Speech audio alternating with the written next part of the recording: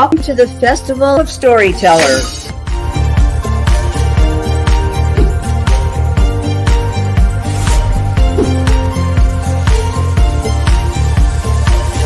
I thank everybody that's involved with this process, because we know writers need readers and writers need publishers.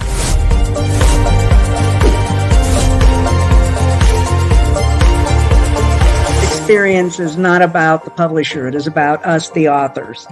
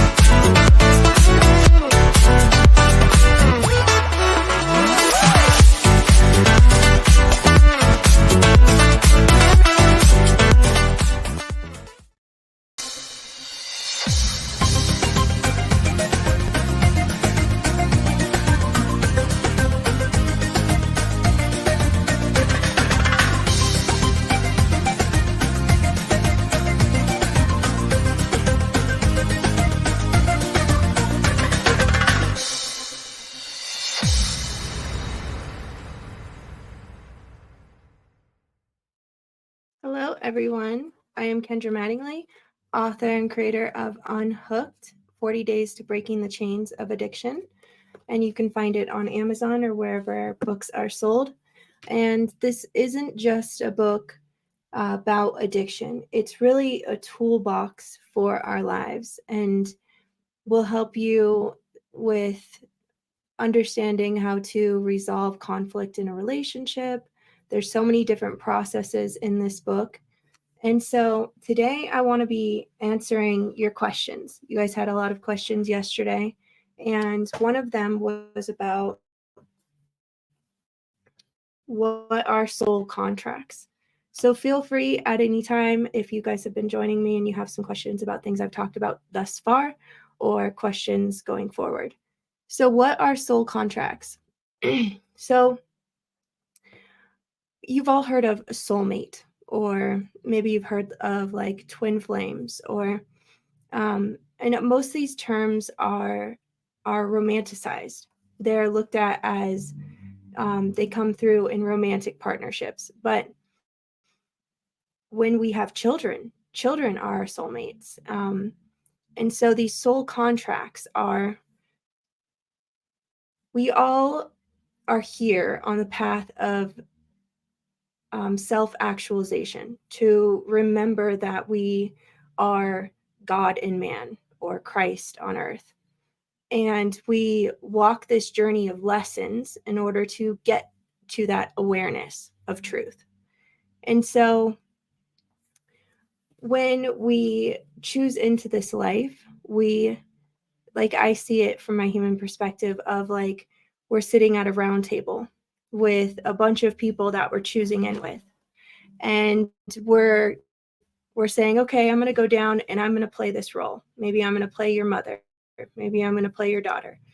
And we, like, people basically choose in to this life together. And so when you meet somebody and it's the first time you've met them and you have this instant pull to them, or it feels like you've known them forever, like if you've ever had a best friend that you haven't seen in years, maybe haven't even talked to in years, but then you get around them and it feels like there hasn't been a day that's gone by that you guys haven't been close. Well, that's what these soul contracts feel like. And it can feel like a great attraction or a repulsion because it's magnetic. So it's important for us to notice when we have that repulsion towards people, because often there's a lesson there. And I don't believe that there are bad people. I don't believe, oh, thank you. I don't believe that there are bad people or that there is an enemy against us outside of us. I believe that we, at our core, are all one, and we're all just playing different roles. And so God often sends us angels disguised as demons, and they're there to trigger us, to hurt us, to push all of our buttons. But the moment that we surrender into forgiveness and see that we needed them to play this role for us so that we could get this lesson or so that we could overcome being a victim, then we are able to surrender them from that role and step into forgiveness. And it's our test in those moments when people trigger us to see the Christ in them. And the moment that we fall into judgment is basically us falling from the Garden of Eden all over again, falling into judgment. I finally got a chance to watch your live today. I've been eager to ask you a question. Here it is. You described Unhooked as not just a book, but a roadmap to liberation. How do you interpret this metaphor? What aspects of the book do you see as an essential components of a roadmap to lasting change and freedom? That's a great question. So the entire book is a roadmap. If you literally follow it through a 40-day process, and it's not you reading about my experience, although I do share parts of my experience. You are being asked journal prompts, and I'm taking you through steps and protocols so that you can unhook yourself. And if you make it to day 40, then there'll be a shift in your consciousness. And that's what I mean by it's a path towards liberation.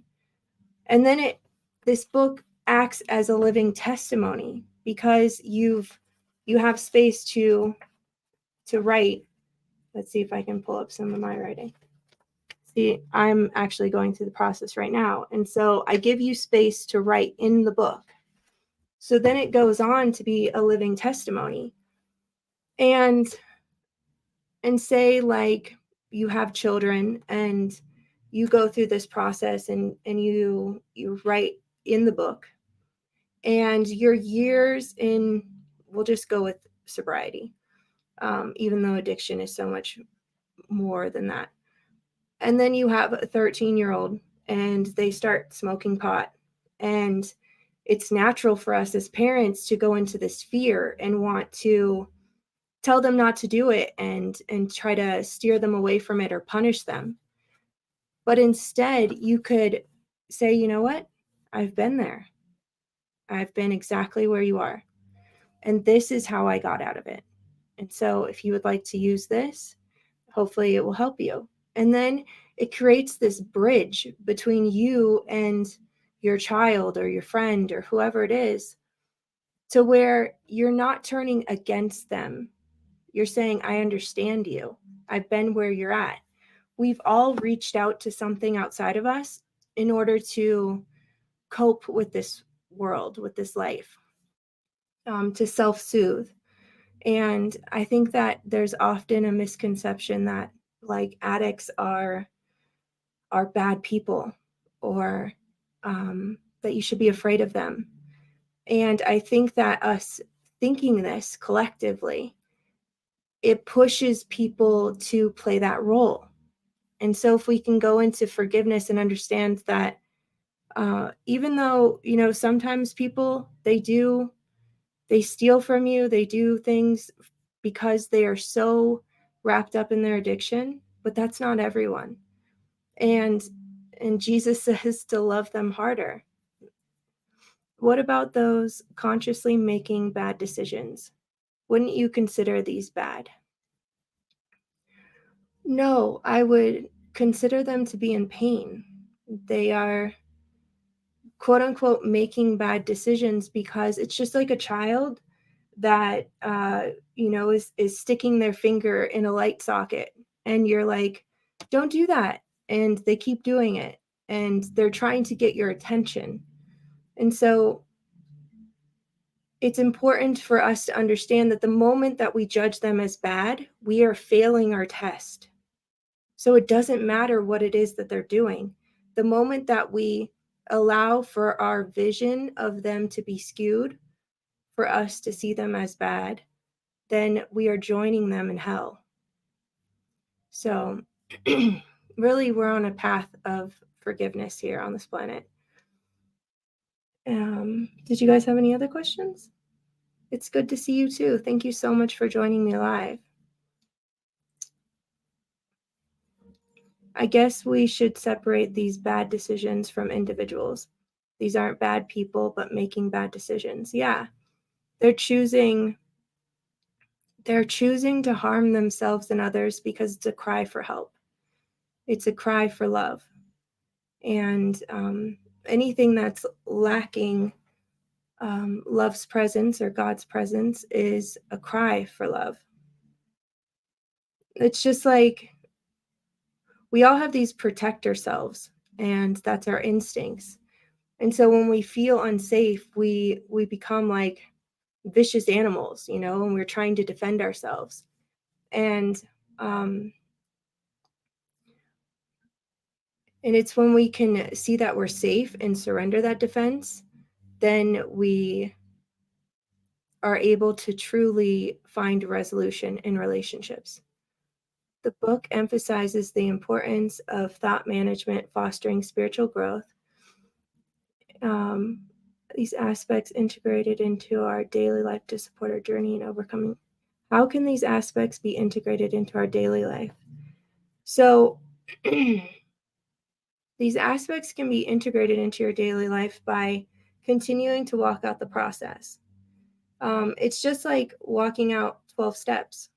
So there's, it's like I introduced the 12 steps into the book, and I had resistance to doing that at first because there was parts of the 12 steps that I didn't agree with, but ultimately it wasn't the actual 12 steps.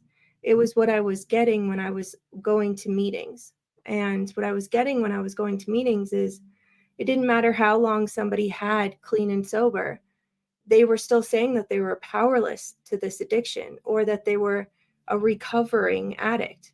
When you allow for your identity and your power to be given to something outside of you, you're not overcoming, you're not stepping into a different consciousness.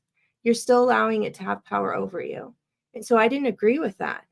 You can, step one, admit that your life has become unmanageable and that of yourself, you can't go at it alone. Like you have tried everything that you can think of to try to find relief or try to get yourself to the other side, and it hasn't worked.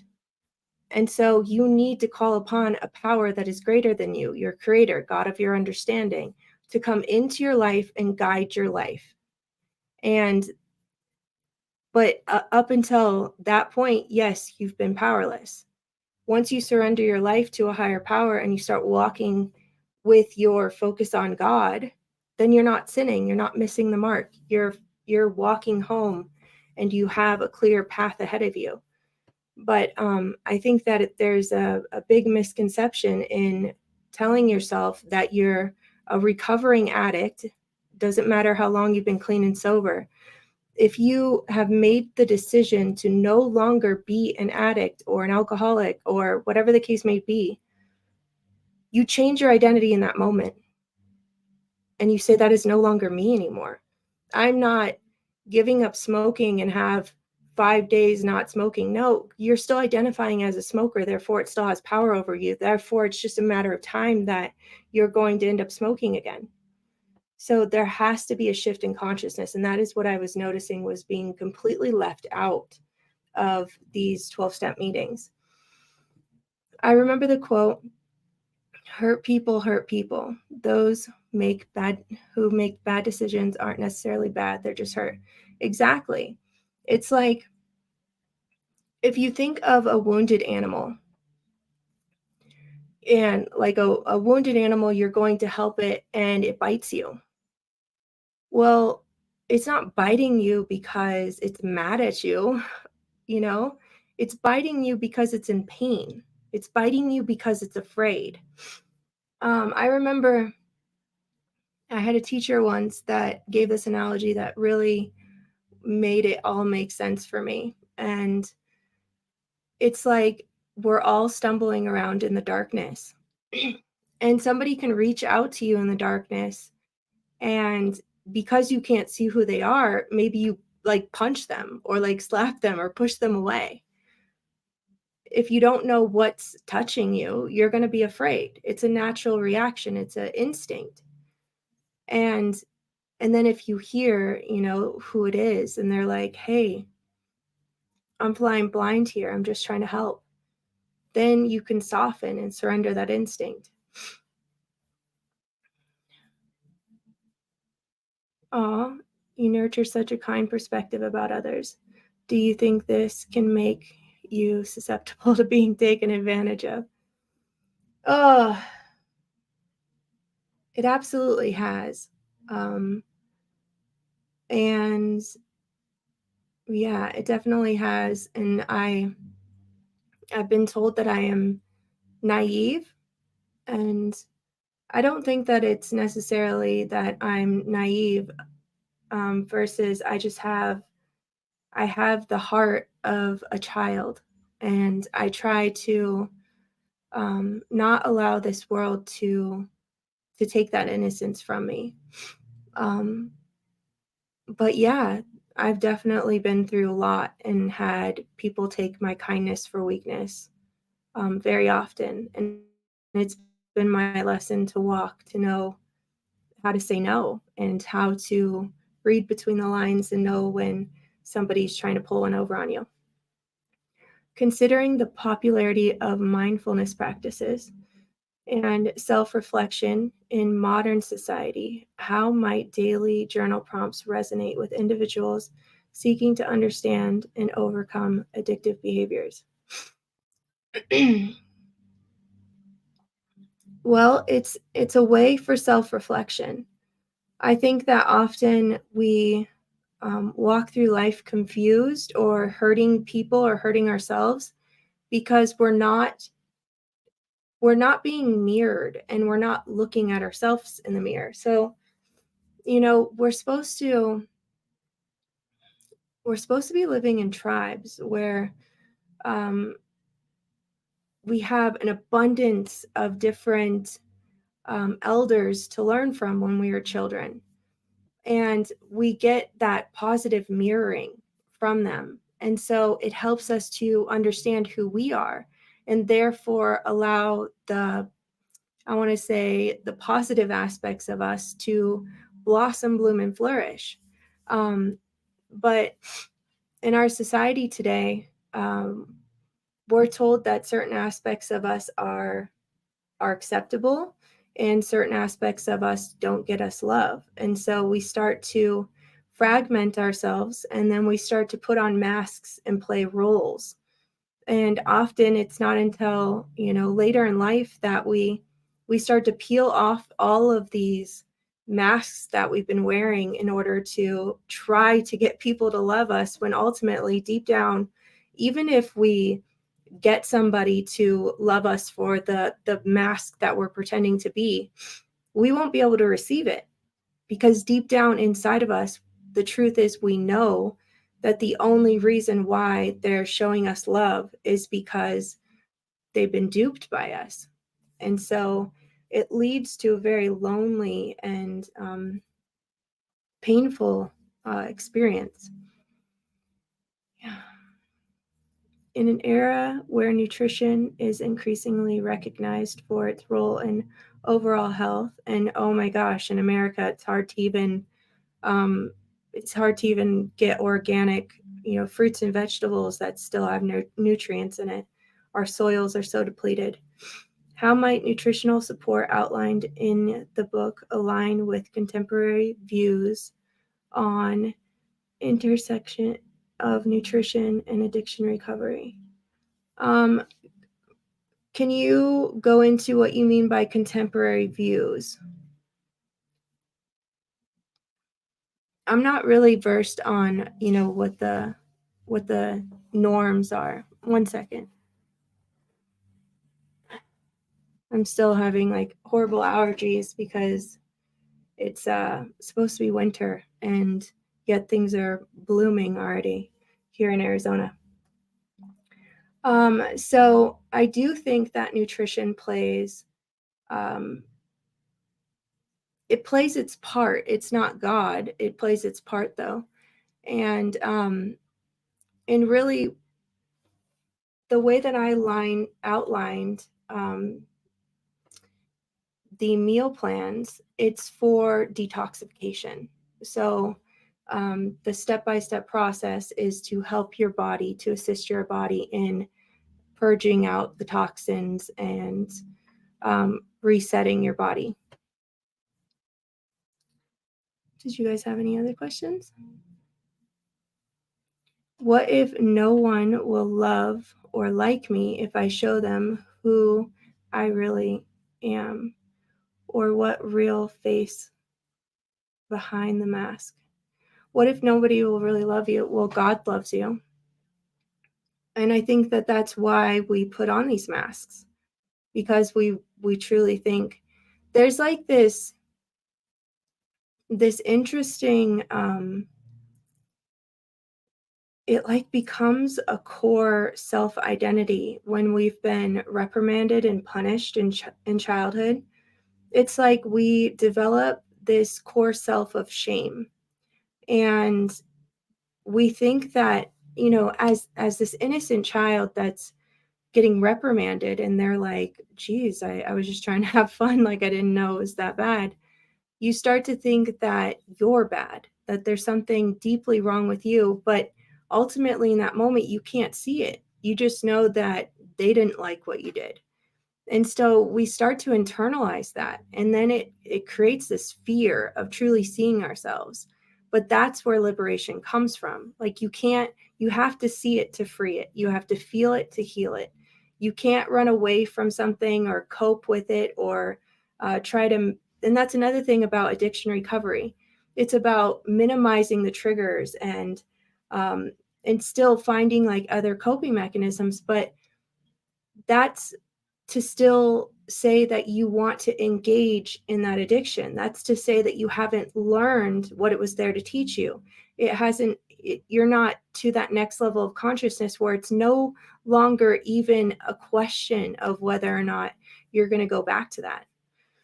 With this discussion about the impact of addiction on overall well-being, gaining potence, how could the disappearance of cravings contribute to a more comprehensive transformation in individuals' lives? Well, cravings. So going through the meal plan and purging the physical addiction allows for the cravings in the body to be released. And so when a craving comes up, you have your journal prompts, which it become a meditation bell in your head when you're going through your daily life of what was I desiring the moment before that craving happened, and what am I desiring to gain from engaging in this addictive behavior? Like, what do I feel like it's going to bring to me? And then with knowing that, then you can just go for that need directly instead of engaging in the behavior. It's just like if we have a stressful day and we want to have a beer or wine or something after work to relax. Well, ultimately, beer and wine doesn't actually help us relax. In fact, it actually causes us not to be able to sleep completely. So when we drink alcohol, half of our brain stays awake in a form of survival, while the other half of our brain is allowed to rest. And so that's why you see people that drink, maybe just one glass of wine or one beer a day for a course of a couple of years. They'll go into a state of delirium where their brain finally goes, you know what, you're not going to let me sleep. So I'm just going to go to sleep while you're awake. And they don't make sense. And sometimes people think it's like, some type of Alzheimer's or, something seriously like a stroke or something like that. But it's the state of delirium that happens because the brain isn't actually able to rest when we drink alcohol. Speaking of journalism, how often do you journal? What do you think is proximal frequency? I journaled a lot more as a child, but I recommend that people journal right when they wake up and right before they go to sleep. For me personally, I process information by speaking. And so for years, I had a YouTube channel where I would come on and speak to the camera and process things that were going on in my life, which helped my viewers go along with me because a lot of them were experiencing similar things. But it was in listening to myself or watching myself back that I personally gained the most growth. It was watching my videos where I was watching my mannerisms, and I used to study behavioral analysis and micro expressions, and I'd be like, oh, why am I leaking this or that? So I feel like whatever I heard, whatever gets you home, whatever works best for you, whether that's recording yourself, just talking to yourself. You don't have to have a YouTube channel, but and then listening to it back. I think a lot of the times people are like, ew, cringe. They don't want to listen to themselves or watch themselves back, but that's where so much growth happens. Most of our pain really starts from childhood, subconsciously carried to adulthood, where we end up hurting each other. This calls for parents to be more sensitive in the way that they rear their child. Well, we have to let parents off the hook because it takes a village to raise a child. And with two parents having to work in order, this day and age, unless your partner makes a mass amount of money, you both are having to work. And then, with the stress of all of that and coming home and trying to be everything to everyone, it's impossible to meet all of a child's needs, even with two parents. And most children are growing up today with only one. So I think that this new parenting style where what do they call it? Where they don't reprimand the kids. Oh geez, I can't remember what it's called. But that's like making children out of control. The thing is, children need structure. Children need discipline. Children need to there's a reason why they say, do you fear God? And it's not about fearing your creator. It's about understanding that, it's to keep us in line, and it's to surrender to something greater. And I feel like children don't respect parents nowadays. And it's just creating a lot of chaos. In a world where various treatment methods exist, how might a structured protocol as outlined in the book contribute to the evolving understanding of addiction recovery?